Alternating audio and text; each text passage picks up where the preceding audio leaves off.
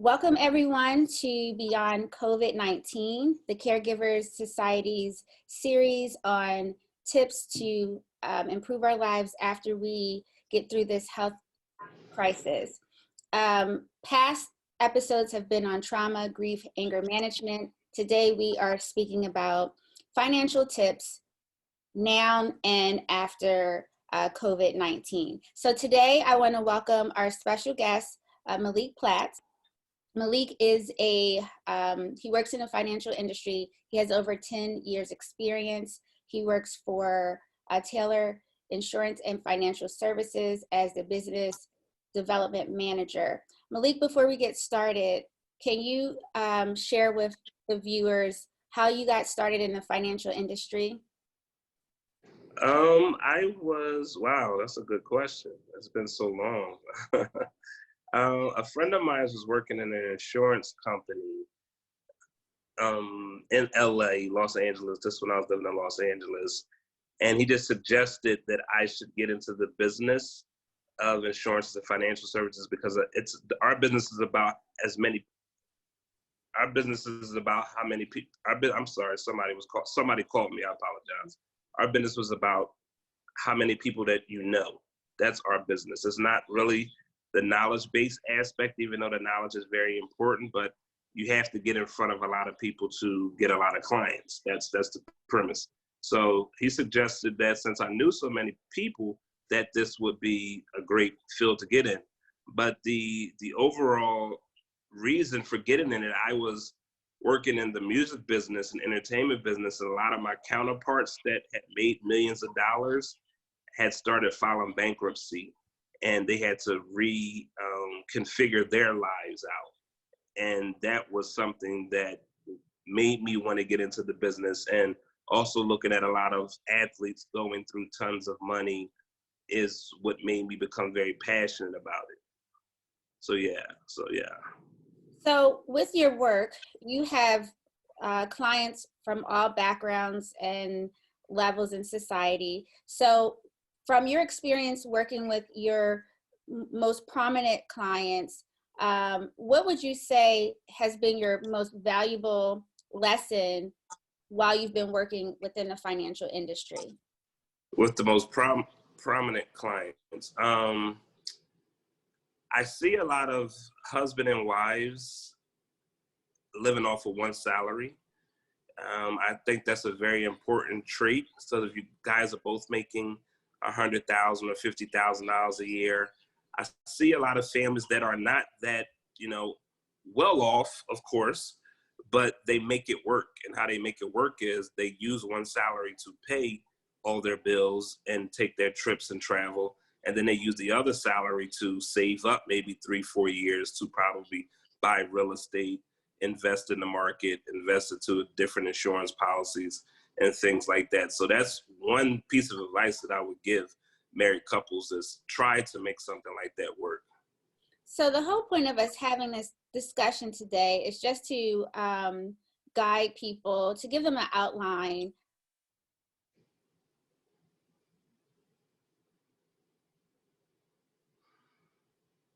that is there a salary minimum or a salary maximum that someone needs to begin saving or investing? A lot of times people might say, oh, I don't make that much money. Is that a factor? There is no salary minimum. I really feel as though that everybody needs to pay themselves first. I said this on my segment, that first hour of the day when you go to work goes to you. So if you're making $20 an hour, that first hour goes to you all day. What does that mean? What does that mean? It goes to you. Break that down. So that goes towards your savings. That first hour of the day, that should go towards your savings. So that's $100 a week. That's $400 a month. You're looking at almost $4,800 a year. $4,800 a year over a 20-year time period. You're looking at about $96,000 with the rule of 72, doubling that. You're looking at about $190,000, and that's off of $20 a week. That's nothing that's out of this control. That's nothing that, everyone can do that. People spend that going to the bar. People spend that going on dinners. people spending that going on lunches. So what I would say is scale back. And this COVID-19 is showing us how to scale back. So don't buy lunch every day at work. Don't buy that cup of coffee at Starbucks. Make coffee at home. Bring your lunch to work. Just those little $5, $10 a day pops can then go towards you putting some money away for the future and protecting your family. So you would say that the main key to growing wealth, savings, investments would be discipline. Yes, definitely. It's like going to the gym, right? So if you go to the gym for one day, you're not going to get in shape. But if you go to the gym 2 weeks, you'll see a difference. In a month, you'll see a difference. In 3 months, you'll see a difference. So it's just being disciplined on the savings aspect. So with discretionary funds, that's funds that's left over after you pay all your bills. A portion should go towards your savings. A portion should go towards your investments. And a portion should go towards having fun and going out with your family and enjoying yourself. But you should not go over that budget of what that portion is. We call that the fun budget. So if you have $500 a month for a fun budget, that's all you have, right? So don't go into the savings bucket or the investment bucket when that 500 is just allocated to the fun bucket. Well, you might have to save up for 3 months and take that trip with your family. So, it's just having that discipline aspect and just always having your money working in different buckets. So as far as age is concerned, in society, we put so much emphasis on age when we're supposed to buy a house or get married or just whatever. Is there an age limit or a certain age where you would say it's too late to start saving or investing? Yeah, so I think you should start as early as possible, right? So if husband and wife have a child, they should start having plans together for their child as soon as they get a social security number, day one. So if you imagine if we start at 20 and it looks great by the time we're 45, if the child starts at 0, it'll be looking even better by the time they're 45, right? Individuals sometimes are living check to check, and sometimes when they do get to the retirement age of 65 or 62, I do get some calls of individuals wanting to get it together at that time that didn't save any money for the past 60 plus years. I'm not saying it's too late, but they can't stop working, right? So is there a limit?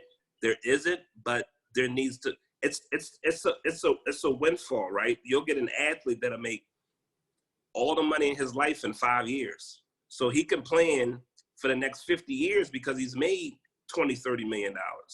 But a person like me and you can work for the next 20 years, and we could be disciplined enough to save for the next 20 years to get to our financial goal. The financial goal is taking your income times it times 20, and that's the amount of money that you need to have accumulated in the next 20 years. So I would say start as young as possible with talking to a financial advisor. Of course, Azelfi and I are at the top of what we do. We would love individuals in this conversation to talk to us, but you don't want to wait until you want to re-engineer it. So you want to start backwards. So I always ask clients, what time do you want to take the have to off your shoulders and not have to work anymore? What age do you want that to be?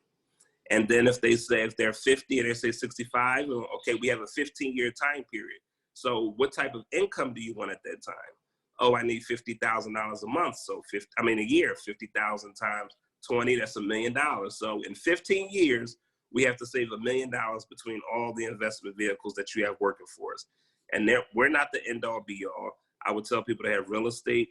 I would tell people to invest in their 401k, their pension at work, invest with us, insurance, annuities, brokerage accounts, things of that nature. So there's no one perfect product, there's only perfect planning. But by me talking to that guy at 50, giving him a 15-year time frame, showing him the amount of money that he needs to put up in each bucket at that particular time, now he has a plan instead of just winging it. A lot of people just have stuff, right?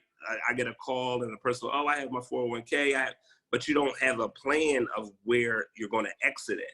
You just have stuff going on. Mm-hmm. So you don't want to wait too late. So I would advise everybody, if they never started any type of planning, start now. Start today. Today is the first day of the rest of your life, right? Don't worry about, oh, I made, $1 million 10 years ago. Oh, I did this 2 months ago. Sometimes I get the call and people say, oh, I wish I would have talked to you. No, so you talk to me now. So talk to me now. Let me know where you're at now. Where do you want to be? And let's start planning for now. Now, when things get better and other funds and money comes in, then we'll shift accordingly then. But let's just start planning now. Let's put a devised plan together. So the takeaway is that it's never too late. It just may require more aggressive discipline. Yes, more aggressive savings. Yeah. The longer you wait.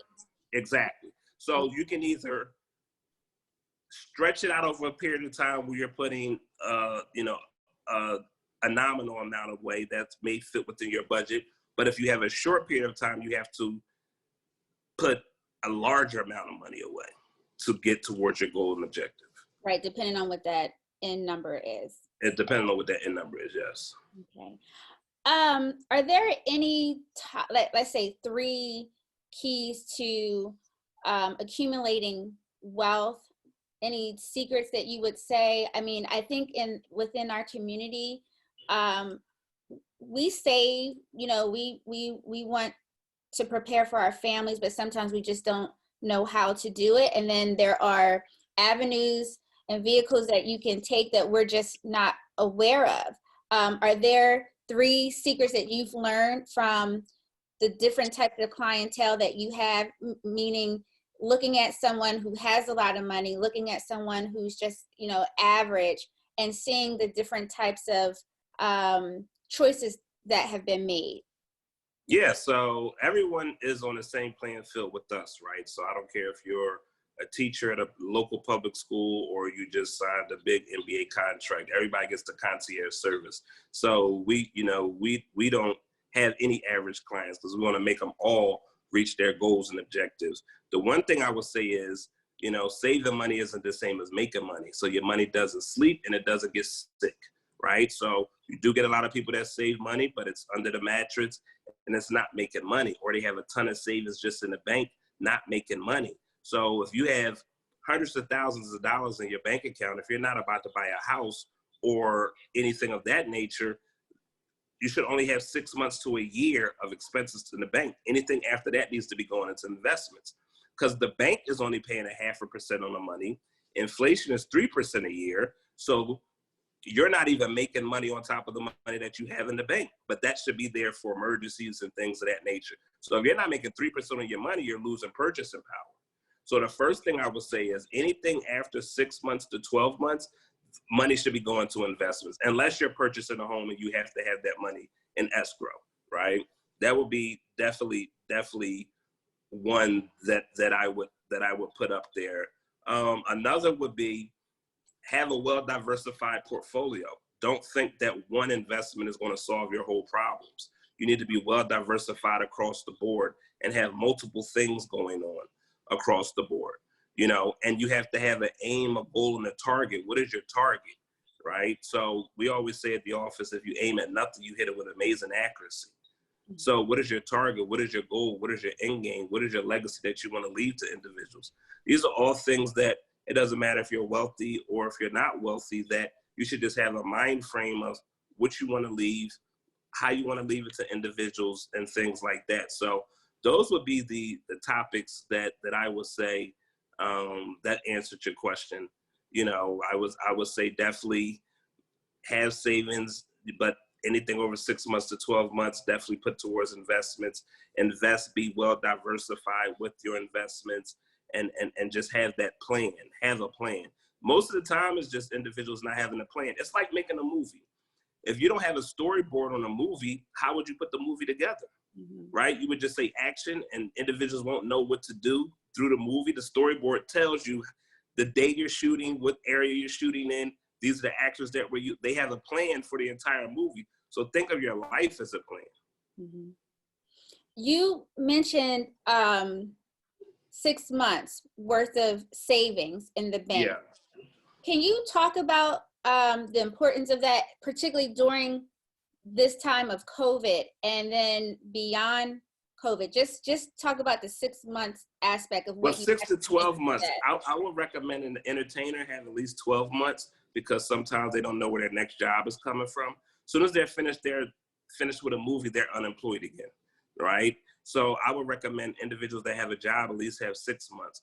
The reason why you have 6 months is just like with COVID-19. So God forbid if you lose your job, you're able to survive the next 6 months without, anything interrupting your lifestyle. So at least 6 months of expenses. So if your expenses are $2,000 a month, you should have $12,000 in savings, right? So whatever your expenses are times 6, that's all you should keep in savings. That's it. No more, no less. And by expenses, you mean that individuals should have whatever it is that they're paying for their mortgage, their rent, their car note, whatever the bills are, calculate that up and times it by 6. Times 6. Yep. And that's what should be in the bank. Anything over that, you're losing purchasing power. Mm-hmm.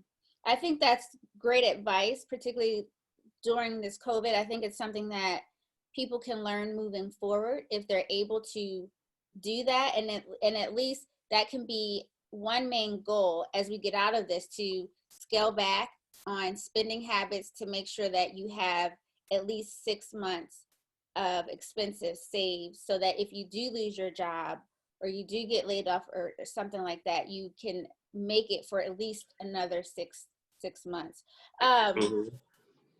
Well, in actuality, everybody should be saving right now. Like you can't do anything, right? So there's no entertainment, there's no going out, there's no concerts, there's no movies, there's no taking trips.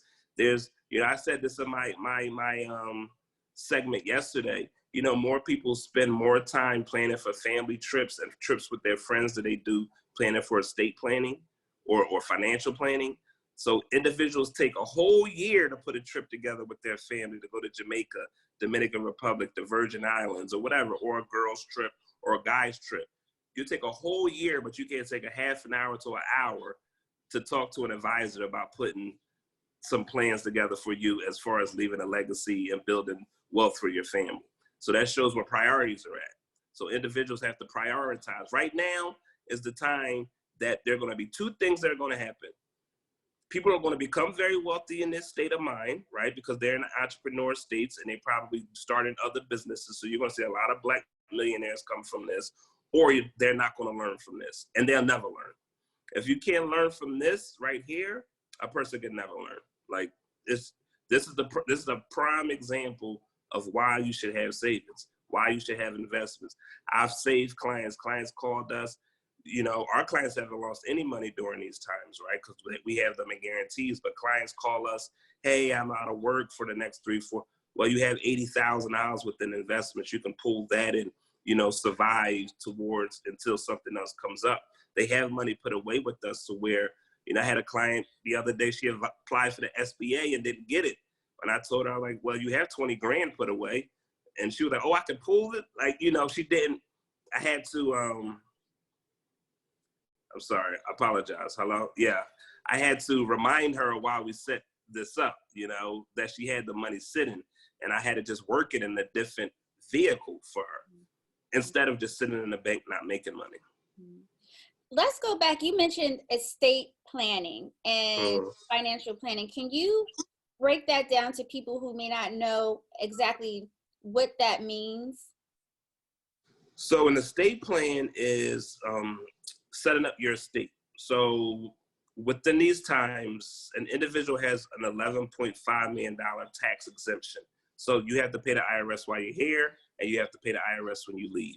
So anything over $11 million, the IRS is going to tax you 40% after you pass away. So for an example, and I know this isn't the average person, but a person like Prince, he had a $500 million estate. $11 million is shielded from the IRS, 11.5. Anything over that is subjected to a 40% flat tax. So that means the IRS, 9 months after you die, they come in, they take 40% of that $500 million, right? And then the rest, without having an estate or a living trust, the rest of those funds go to the state. Because we always say, if you don't have a plan, the state will have one for you.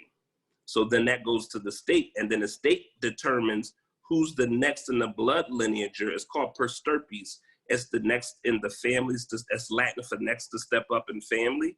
Who's the next in the blood lineager to receive the money? So then now the individual family has to come up with hundreds of thousands of dollars to give to a probate attorney to fight the courts to get the money that they were supposed to be left anyway, right? Probate is 2 years backed up. Now with COVID-19, you might as well add another year on top of that. So you're talking about 3 years before a court date, right? So the money is sitting, and then once it's ruled who it goes to, you're taxed again on that money on the exit of them giving it to you. So all of that could have been solved if Prince would have just had a living trust. If he would have had a living trust and an islet, a living trust would have had what goes to who at what particular time. An islet is what's called an irrevocable life insurance trust. That would have had at least a couple of $100 million or maybe $100 million in there to pay the IRS when they come and take their estate tax. So you have that outside of your estate. The islet is outside of your estate because it can't be a part of your estate, because if it's a part of your estate, it'll add value to your estate. So the islet is outside the estate. Prince couldn't pay that islet. He would give it to an uncle or cousin, and then they would make the premium payment in the islet. When he passed away, that islet would be set up. The IRS would become to take the money that's in the islet. The whole $500 million would have shifted to the family with no problem, and you wouldn't have an estate tax issue. Well, let's break that down to people who don't make exactly as Prince. So you have to have an estate plan if you own a home, if you have kids, or if you're married. You have to have a living trust. So you can own a home, and let's just say husband and wife passes away. It doesn't just automatically go to the kids without the living trust, right? So that home would then go to probate, and that's just an average house, right? So if you have kids, you want to make sure the kids are inside the trust, because if anything does happen to you, that you outline when the kids get the money, and you want to put provisions in the trust. Oh, my daughter at 20 years old gets $100,000. When she turns 25, she has $50,000 to start a business. You want them to hit goals to get the money, because you just don't want to give an 18-year-old $2-3 million, right? Imagine if at 18, if you had just $3 million come to money, or any type of let's talk for the people who are not at that level. Well, no, because a person at that level could leave $3 million in the life insurance policy. And so they could be at a level of making $50,000 a year and have a $2 million life policy. Okay. So, that's an average level, okay. At the end of the day. So that's nothing that's like out of this world. But what I'm saying, that the trust will give the provisions towards the kids so that they will, gain the funds when they hit their goals within the trust. So you just touched on something that's very important. You said that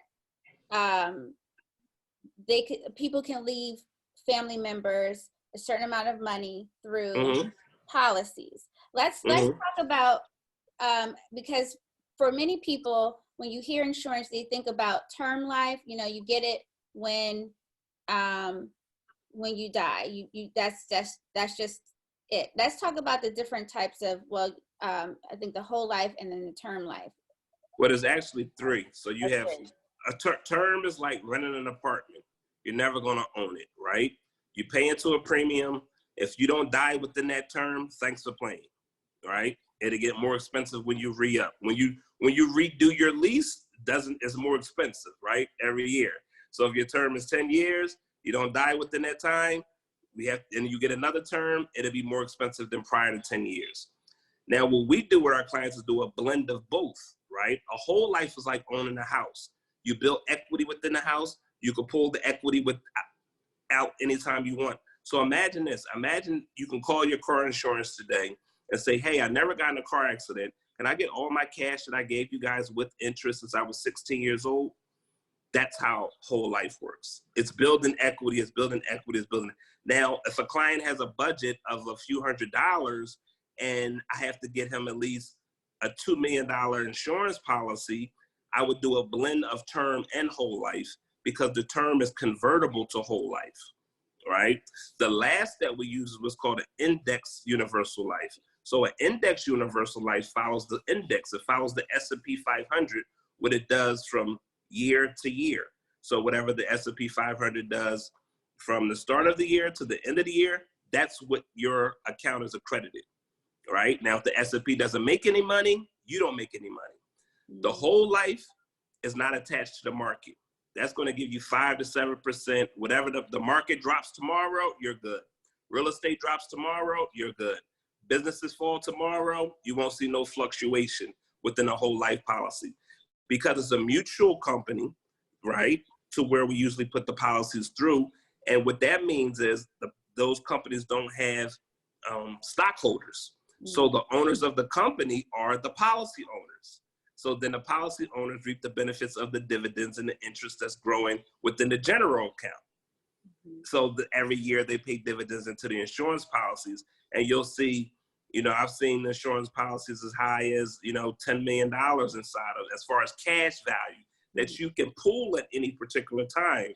Now, how do we do that? We do what's called, we take loans out on the policy to use as like income. So I grow this money over a harvest of years, right? Every dollar you give me today, I'm giving you 3 in return, right? So, you're giving me $5,000 a month now. When you're ready to exit and retire, you're getting $15,000 a month in retirement. Once we grow this money, you're going to take out what's called the loans from the policy. That's to avoid the taxes on the back end because the insurance, IRS cannot tax insurance policies. Insurance is big business. John D. Rockefeller had all his money within life insurance policies. Walt Disney started Disney with life insurance policies when he pulled money out to start Disneyland. John D. Rockefeller wasn't taxed on his estate because his money was in insurance contracts. If you look at O.J. Simpson, he was sued by the Goldmans, but the Goldmans could not get his money because it was protected within an annuity within his retirement account. So he had most of his money tied up in his retirement account that pays him on, the monthly basis. So it's all a game. It's all a game. It's all like playing Monopoly, but just with real money. You just have to know the rules to the game. So if someone wanted to come to you for consultation, is there a one size fits all to financial planning? No. Everybody's plan is contoured towards that particular person. There's not like, we don't sit down with people and say, this is what everybody's doing. You should do this. I don't know what you should do until you tell me what you want to accomplish on your goals and objectives. It's just like going into a doctor's office. I don't know how to operate unless I know the symptoms, right? So if you won't go into a doctor's office and just sit there and won't say anything. He won't know what the problem is. So it's the same with us. I need to know what's coming in. I need to know what's going out. I need to know the investments that you have. I need to know the savings that you have. I need to know what's your goals and objectives. Where do you want to be? And then we devise the plan after we know all that information. Then we put a plan together and make a strategic plan. Now, if you do some of it, half of it, or none of it, it's up to you, right? But at least you have the information to make the educated decisions. So that's what the planning piece is all about. It's about coming into you, sitting down, visualizing, this is where I want to be. This is where I am financially. How can we get to where I want to go, or as close as possible to where I want to be? Yeah. Right. Yeah. It's all up to you. It doesn't matter what I think. It doesn't matter what Ezelfi thinks. It doesn't matter it matters what you want. It matters what a person does not, even though we're good at what we do, right? And we're high end, and Ezelfi is the top African-American advisor in the country. And, I credit myself to be one also. It does not matter what we think, it matters what you want. And we're going to help you get towards those goals and objectives, right? All we are is the quarterback in the NFL. And we're calling the plays, but you're the coach. So you're telling us this is how I want my plays to go. And then we just follow instructions, put our knowledge base to the situation, and then just put a devised plan together for that particular client. Do you have any, now speaking directly to our community. Do you have any advice?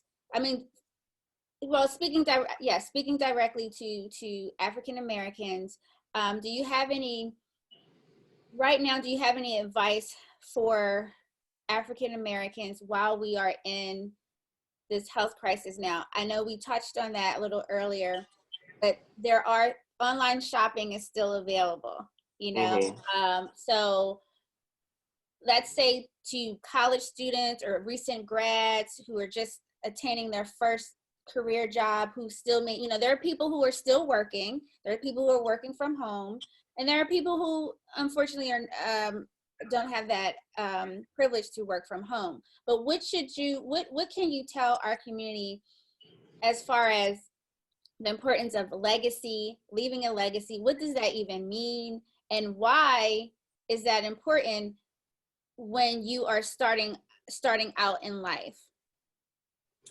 So I always ask individuals this question when I sit down and talk to them. I ask them to give me, and I ask you this question too. You may know.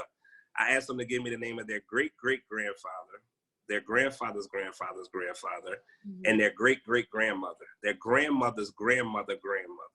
A lot of individuals within our community don't know because we were bonded and brought over here to slavery and put into different sections and raped of our culture and community and religion and things of that nature. But if you're a Rockefeller, Hilton, or a Ford, you know great-great-grandpa because he's left a legacy and he's left it from the grave. John D. Rockefeller's been dead over 100 years. You said Henry Ford's been dead over 100 years.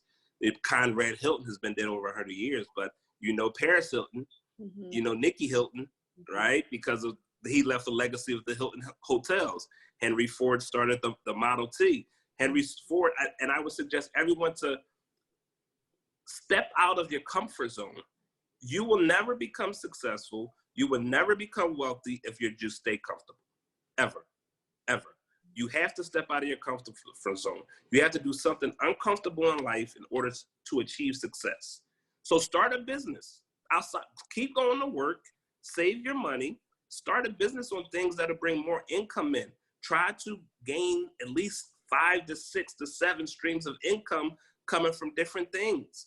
Buy things at Ross and sell it back on Amazon. Gary Vee says that all day.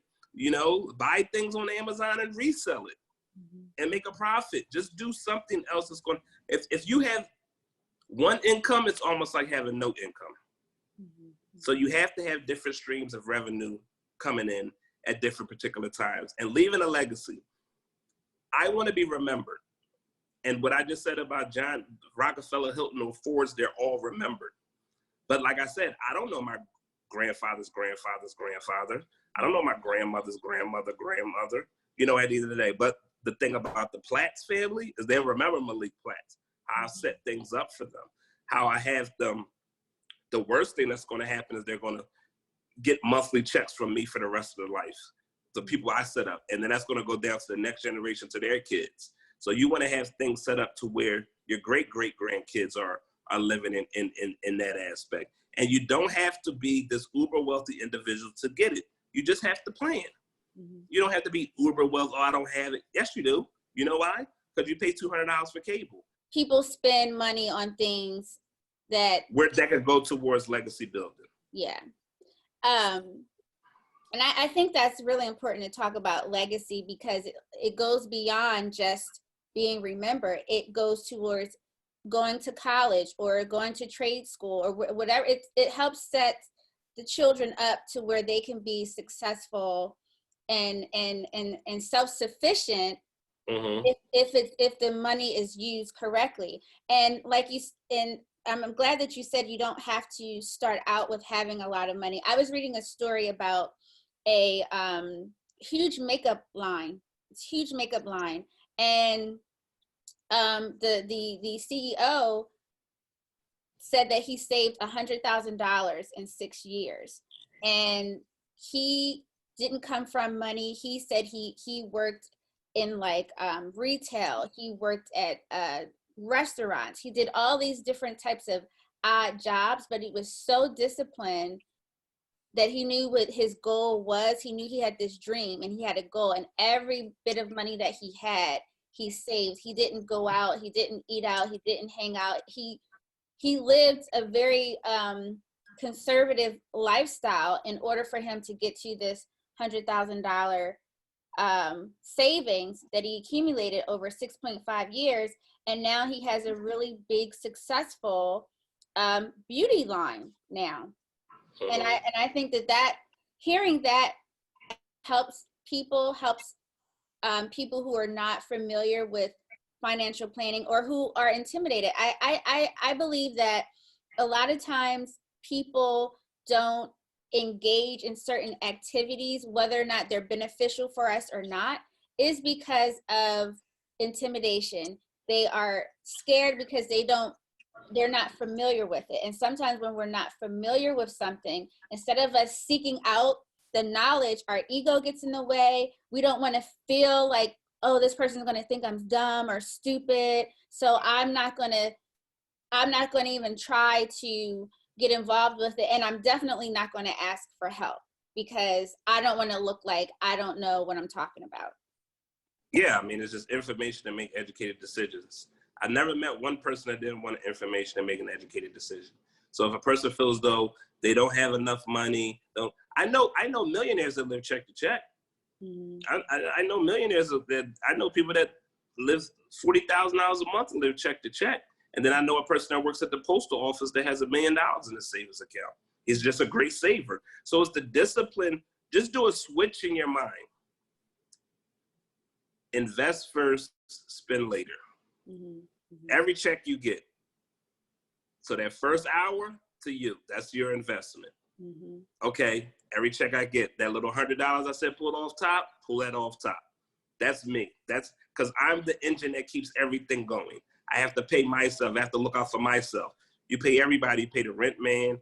You pay the car insurance. You have insurance on your phone and probably don't even have life insurance. That's crazy within itself. Your phone is $1,000. You'll get $1,000 phone. Well, you could have had, 3-4 months of investing going on with that $1,000. Right. So everybody gets paid, and what happens? You're the last one on the totem pole to get paid. So pay yourself first. So just switch that little switch. That's it.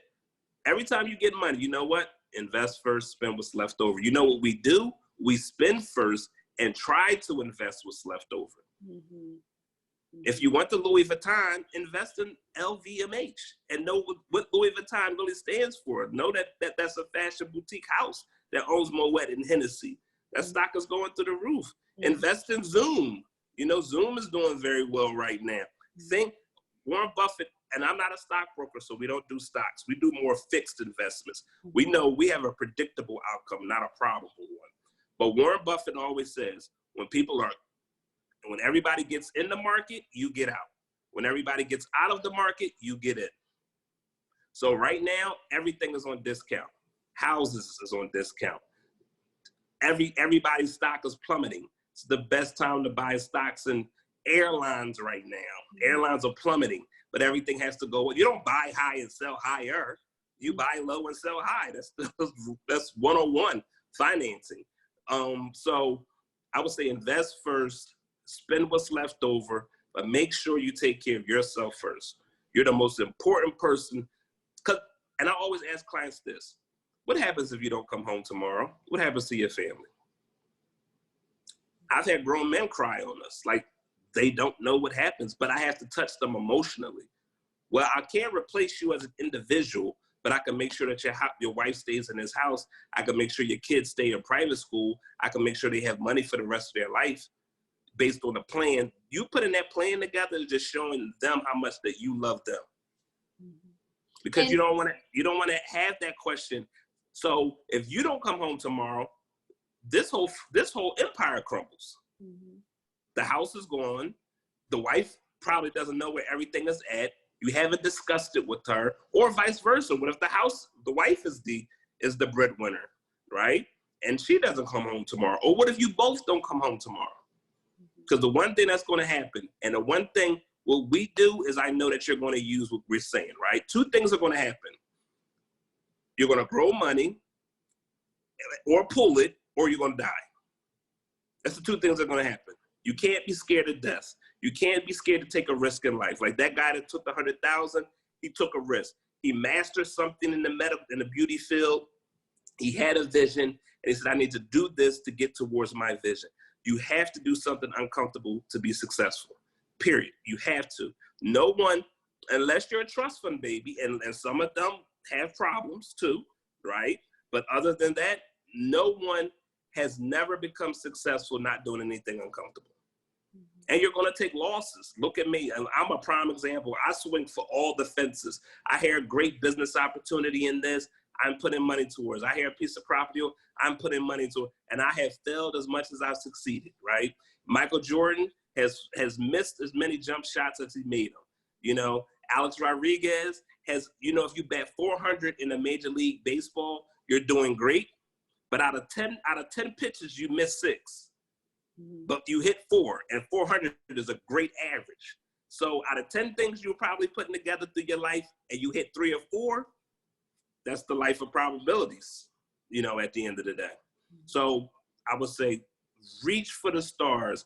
Don't let dream killers get at you and say, oh, you can't do that. A person that tells you you can't do nothing never tried. Period.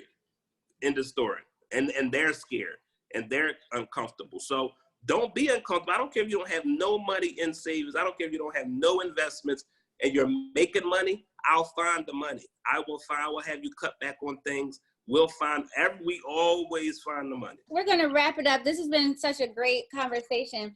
Before we go, I just thought about something. I do want to talk about the importance of life insurance. It's unfortunate that so many people don't have life insurance, that so many parents sometimes pass away and leaving financial burden on their children, or vice versa. If you are an adult, you need to have your own life insurance policy so that the people that you leave behind don't have to try to figure out how to pay for your goodbye. And insurance policies are not that expensive. They range from whatever amount. Yeah, I mean, we have clients putting in $100 away a month, and we have NBA players putting $100,000 away a month. Or even cheaper than that for just for term. Yeah, definitely. So the thing about it is, like I told you, whatever your income is, times that times 20, and that's the amount of insurance that I have to get you. So if you make $50,000 a year, times it times 20, I need to get you $1 million, because if anything happens to you, 5% of $1 million is $50,000 a year for the rest of your husband or wife's life. So they at least replace the income, right? So we have to go all term with that. We'll do it. But we want to get to a point to where we're putting money away so we can have an exit strategy and you can pull income. Now imagine if you had that same $1 million in your insurance policy by the time you retire. Now we could pull $50,000 out a year, and now you have replaced your income on top of everything else you've done. Now, we always tell clients, we're not the end-all be-all. We're not going to do everything for you, right? You should have real estate. You should have stocks. You should have bonds. You should have insurance policies. You should have multiple things. There's no such thing as a perfect product. It's only perfect planning. That's it. A person in real estate was not screaming real estate in 2008. Believe that. Right? But you should have real estate but you should not have all your money in one thing. I would never tell you to put all your money away into an insurance policy, an annuity, or a brokerage account, as I would never tell you to put all your money into real estate, as I would never tell you to put all your money into stocks or bonds and things of that nature. So you should have your income times 20 as your policy. If you can't afford that, whatever you can afford, the budget dictates the plan. So, right. So I'm just the very basic is what I'm talking about, because unfortunately in our community, a lot of times when someone dies, there isn't even a basic life insurance policy. So I'm just talking about, it is important to have that very basic life insurance policy. So if someone dies, you don't have to do asking people GoFundMe or whatever else it is that people are doing, or a fish fry, or whatever it is. whatever it is that is going to help provide help for the service. Now you can do whatever you want, and but I'm talking about the bare minimum, the service, having enough funds to have a formal service, not even beyond the service. Yeah, so the thing about that is I can't think bare minimum. And I know what you're saying, because they can still get the legacy aspect, because I know they're spending money incorrectly. Okay. You see what I'm saying? I know you're at the bar. I know you're doing too many dinners. I know you're getting Starbucks. I know you're buying lunch every day. These are things, I know you're taking that trip with your friends. Even with the kids, I would do this. When the grandparents give you money to buy the kids Christmas gifts, if the grandparents giving you $500, you say, you know what? I'm gonna take $250. I'm gonna put it into my kids' trust. I'm gonna take the other $250. I'm gonna go buy their Christmas gifts. If you do that over a 20-year time frame with interest and dividends and things, you'll be surprised how much money you save. Imagine every year from your child being 0 until they turn 18. I don't even care if, and imagine when they turn 18, you ask them, what do you want to do in life? And you say, you know what? I have $40,000 saved for you. Get started in life. A lot of people from other cultures have a 60-yard head of us because they've got started in life by their family giving them money. So you can save a legacy. I don't want to even have that conversation of thinking minimum wise. You have to think big. You have to think about leaving a legacy to your family. These are things you have to do it. You got to do it. You have to. You know why? Because you go on trips with your friends. You know why? You go to that football game. You know why? You buy alcohol on the weekends. This is something you have to do. You have to do it. You don't want to leave your family $1 million, and you could, and $100 a month could do that. Or you don't want to have $1 million in your insurance policy, and you can put a couple of $1,000s away over a 20-year frame to do that. So we have to prioritize during COVID-19. This is the reshaping and reforming of prioritizing, right? We're prioritizing when we go out. We have to wear our mask, got to wear gloves. You don't want to catch it, right? So now prioritizing life. And you know what? When money comes in, I'm putting this into investments. I'm paying my bills. When money comes in, I'm putting this into investments. I'm paying my bills. If you want to take that trip, you know what? I'm not going to do it in next month. I want to save up for 3 months to take the trip. So the little things and the little game that I'm giving, you just have to apply it in life. That's it. You cannot not want to leave your family money. Like I don't understand that. Like and I mean, other cultures have built this country off of our backs, and our beautiful sisters and Black women were ATMs to individuals in these countries. They have the wealth off of us, and we can't even enjoy the wealth. And we had to start from ground zero to get to the 60-yard line, and we may not get to the 60-yard line until we're 50 years old, but they've started at 18 years old. You know, and talk to your family about what you have, what's going on. You know, I had a conversation with my grandmother, and she said, Malik, you're the only one that knows everything. Because I had to talk. I said, who's getting the house if something happens to you? Where's the money at? Don't be ashamed of what you have left over. One thing I want to explain too, this is a small thing you can do on your own. You go into your bank and get a form called TOD, that means transfer of death. You fill that form out, you put the beneficiaries on there. If anything happens to you, the bank account is taken over by those beneficiaries. If you don't have that, then you have to go through a lot of red tape to get the money that somebody possibly left in the bank. And that's a small thing you can do by yourself. It's called TOD, transfer of death. But I'm very passionate about what I say and what I do, because I live what I say and do. And I reach for the stars, and I told my mother I wanted to leave my family $50 million, and she said, for what? And I said, why not? Like, why not? Why can't I do that? Right. Why can John D do it and these other guys do it and I can't do it? Right? I'm not there now, but I want to get to that point. I have a goal and objective that I want everyone. The reason why you have poverty is because it's lack of opportunity. So if I give everybody in my family the opportunity to start a business, I'm remembered. And that's how I want to leave my legacy, because I don't have kids and I'm not married.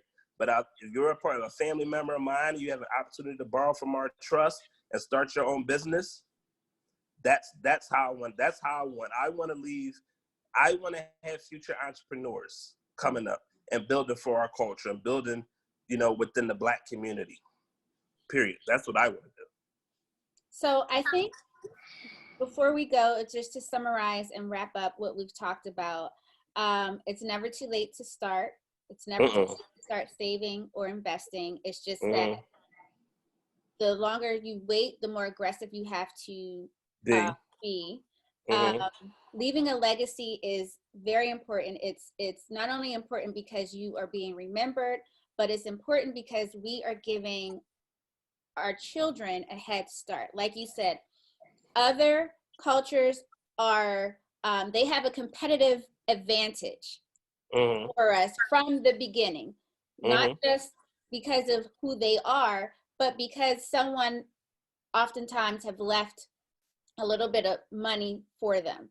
They planned. That's it. Get your insurance policies together so that you can leave your family money, so that they don't have to try to figure out where they're going to pull this money to formally say goodbye to you. And as we are now in this health crisis and we begin to move out at some point, hopefully soon, change your thinking, right? Change the way that you think about money, change the way that you think about investments and savings. Because I talk to a lot of people, and especially young people, they say, I want to be rich, and then you say, well, how are you going to do it? They don't know how. There's a difference between goals and desires. They desire to be rich, but they don't have a goal to get there. They don't have a goal to get there. So if people want to have a discussion with you or Zelfie, how would they get in touch with you? Well, they can email me at Mplatts, Mplatts at Taylor, TaylorInsFIN.com, or they can call me 208-243-7514, and that's the cell phone that I'm talking to you on. Listen, we work eyes open, eyes shut, and everyone gets a concierge service. Doesn't matter how much money you make.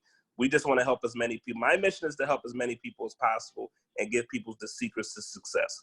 So they can call me, they can email me, they could DM me, whatever. All my social media is Malik Platts. DM me that aspect, whichever way. But do better for yourself. Make today the first day of your life, like for savings, for planning, for legacy.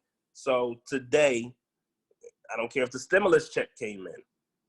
Out of that $1,200, put $120 away. Start putting 10% of your money away, right? Start putting something away. And you don't have money.